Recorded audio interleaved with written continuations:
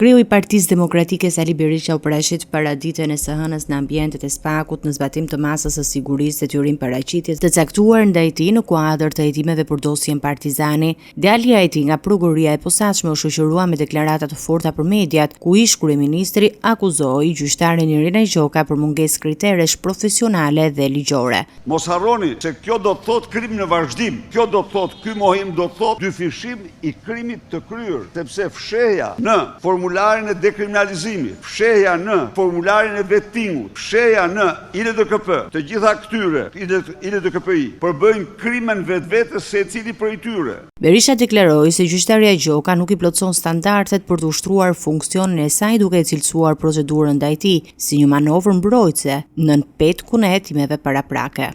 Një ditë pasi kishte thënë që s'kam qenë kurrë dënuar, doli prokura, të cilën Irena me shumë mbiemër e kishte lëshuar për noterin në Fier për të marrë avokat që të kundërshtonte vendimin e dëbimit nga Greqia. Pra, bie tërësisht alibia se nuk kishte djeni. Me 7 maj 2025, Altin Troplini, poja I skapit, deklaron fillimin e hetimeve paraprake. Hetimi të mburoi për të mos lejuar shkarkimin e saj, për të mos lejuar veprimet administrative ndaj saj, mbasi thot unë po e hetoj këtë. Deklaratat e tij vinë në një moment kur ndaj Berishës vijojnë hetimet për çështjen e ish kompleksit Partizani, ndërsa kreu demokrat përsëriti se procesi ndaj tij është I motivuar politikisht.